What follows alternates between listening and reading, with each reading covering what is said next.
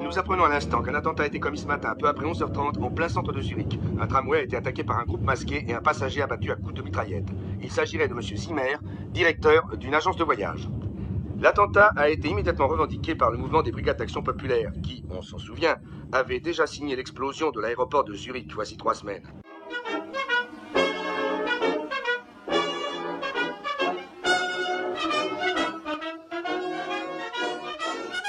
Vous aimez Verdi, monsieur Grenier?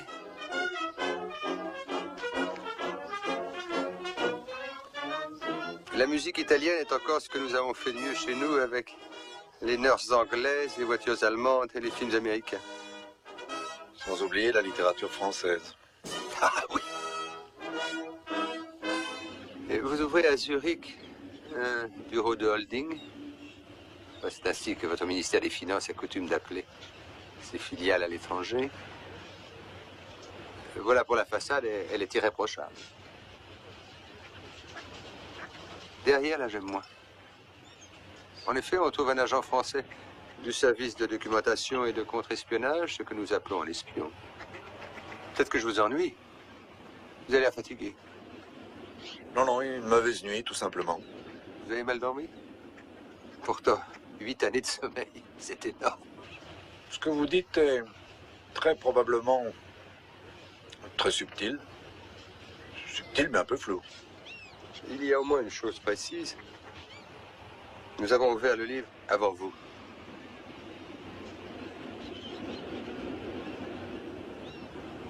Vous pourrez toujours me joindre à ce numéro. Si vous apprenez quoi que ce soit à propos de la mort de M. Zimmer, surtout n'oubliez pas de me prévenir.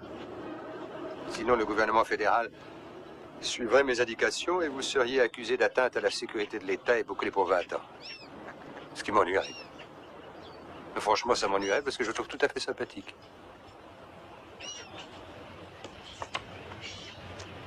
C'est pas réciproque? Oh, si. Je trouve très sympathique aussi, mais voyez-vous, franchement, j'en ai marre des concombres. Voici sans doute un des meilleurs films d'espionnage qu'on ait produit en France depuis 40 ans. Espion, lève-toi, d'Yves Boisset avec Lino Ventura. C'est l'occasion de parler d'Yves Boisset. Yves Boisset, c'est un réalisateur qui a un rôle à part dans le cinéma français parce que c'est le premier qui a vraiment commencé à faire des films engagés. C'est un cinéaste politique et il commence à tourner ce genre de film dans une France d'avant 1981, où la droite est au pouvoir depuis quand même quelques décennies. Il faut du courage pour produire des films qu'on appelait à l'époque gauchistes et qui remettent en cause le pouvoir en place. C'est ce que fait Yves Boisset, c'est ce qu'il a fait dans ses films. Et dans chaque film, il s'attaque à un sujet où, avant lui, personne ne s'est risqué. C'est le cas de RAS, qui parle de la guerre d'Algérie. C'est le cas du juge Fayard, dit le shérif, avec Patrick Devers, où il revient sur l'assassinat du juge Renaud. La femme flic, avec Miu Miu, qui parle des réseaux de prostitution enfantine. Dupont-Lajoie, avec Jean Carmet, qui dénonce le racisme ordinaire. Dans tous ces films, Yves Boisset met le doigt là où ça fait mal. C'est vraiment un cinéaste tout à fait à part, et on peut dire qu'à l'époque, c'est un cinéaste à l'américaine, parce que les Américains, eux, n'ont jamais eu peur de parler des choses d'aujourd'hui, des sujets qui brûlent et qu'il peut être dangereux d'aborder. Les Américains n'attendent pas 30 ans pour parler du scandale du Watergate. Quand intervient le scandale du Watergate aux États-Unis en 1974, où le président Nixon fait poser des micros au siège des démocrates, énorme scandale qui amènera d'ailleurs à la démission du président des États-Unis. 2 ans après, Alan Pakula réalise Les Hommes du Président avec Robert Redford et Dustin Hoffman. Les Américains, c'est leur façon de faire, mettre les mains dans le cambouis et parlent des sujets brûlants. Yves Boisset est de la trempe de ces cinéastes qui n'hésitent pas à appuyer où ça fait mal. En France, on ne sait pas faire, il faudra vraiment attendre les années 2000, où, à quelques exceptions près, on n'aime pas trop parler de l'actualité brûlante et des sujets qui peuvent être dangereux.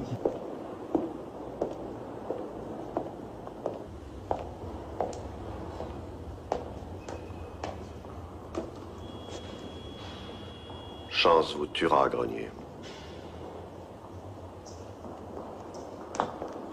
Paris pourrait à la rigueur supporter l'idée de vous perdre, mais c'est le contexte qui déplaît, parce qu'il y a accumulation. Zimmer, Marchand, Meyer. Alors les services de Paris commencent à s'énerver. Et pour ceux qui ne comprendraient pas, vous pouvez compter sur Monsieur Chance pour faire monter la mayonnaise. Le dossier qu'il nous sortira sera un modèle du genre. Curieux de type, hein, ce Jean-Paul Chance. Je n'en crois rien, mais les mauvaises langues disent que vous ne vous quittez plus. J'espère que nous parlons du même homme.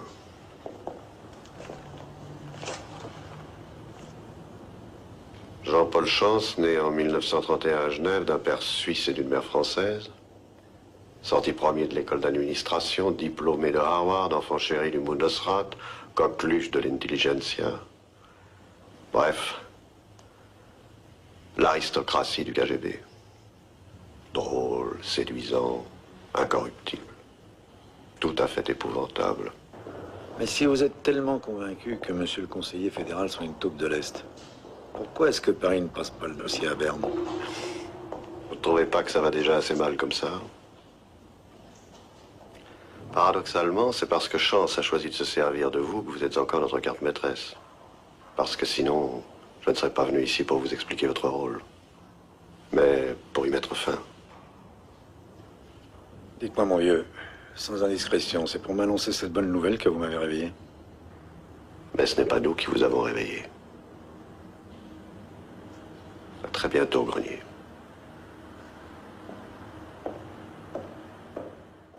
Alors vous allez me dire, ce film n'est pas un film politique, au sens strict, bien sûr que non. Mais il ne faut pas cantonner Yves Boisset uniquement dans ce registre-là. D'ailleurs, un de ses premiers films, Copland sauve sa peau, est un film d'espionnage. On peut dire qu'avec Espion, lève-toi, Yves Boisset revient à ses premières amours. L'un n'empêche pas l'autre. Parlons maintenant, si vous le voulez bien, de Lino Ventura. Et c'est amusant parce que c'est la première fois que Lino Ventura tourne sous la direction, si on peut dire, peut-on diriger Lino Ventura, d'Yves Boisset.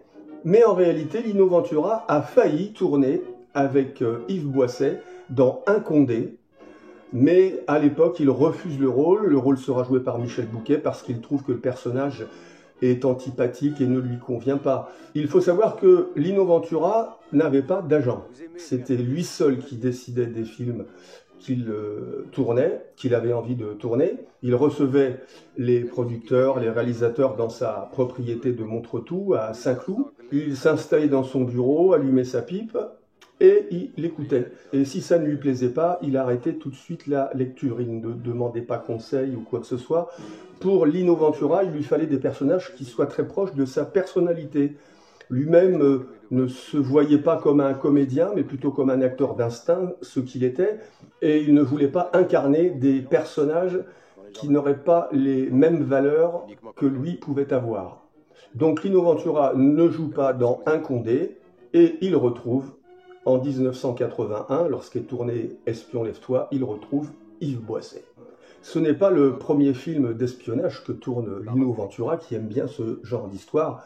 Il y a quelques années auparavant, Le Silencieux, l'excellent film de Claude Pinoteau, qui est un vrai thriller d'espionnage.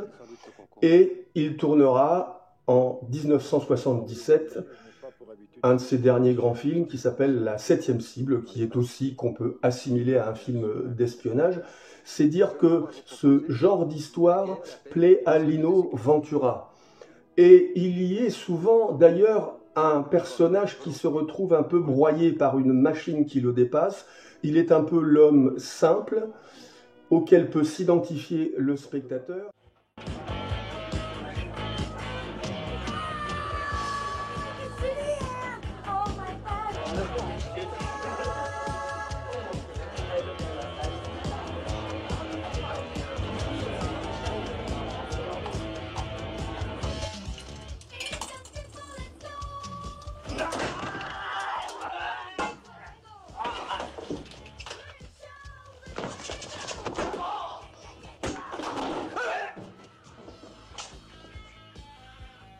Ramos que t'appelais? C'est Ramos que t'appelais? Eh ben, c'était pas la peine parce qu'on va y aller. Allez, en route. Il y a une autre sortie par ici? Ouais. Allons-y. Ouvre. Ouvre!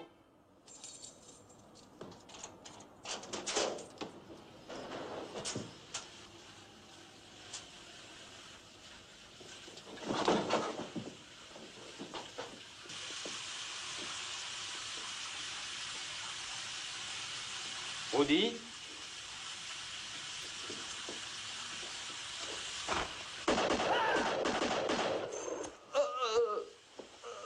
Le scénario d'Espion, lève-toi, comme son titre l'indique, c'est l'histoire d'un espion qui est en sommeil et que l'on va réveiller.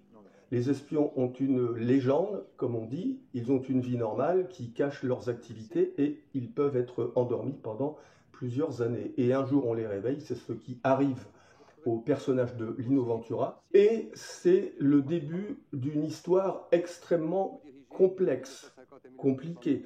On a du mal à tirer les fils de l'écheveau et c'est tout l'intérêt de ce film. Il y a beaucoup de simulacres, de manipulations, de personnages doubles, de situations qu'on ne maîtrise absolument pas. L'histoire se raccroche quand même à l'actualité puisqu'il y a en toile de fond les agissements des terroristes appartenant à l'extrême gauche qui peuvent faire penser à la bande Abadère.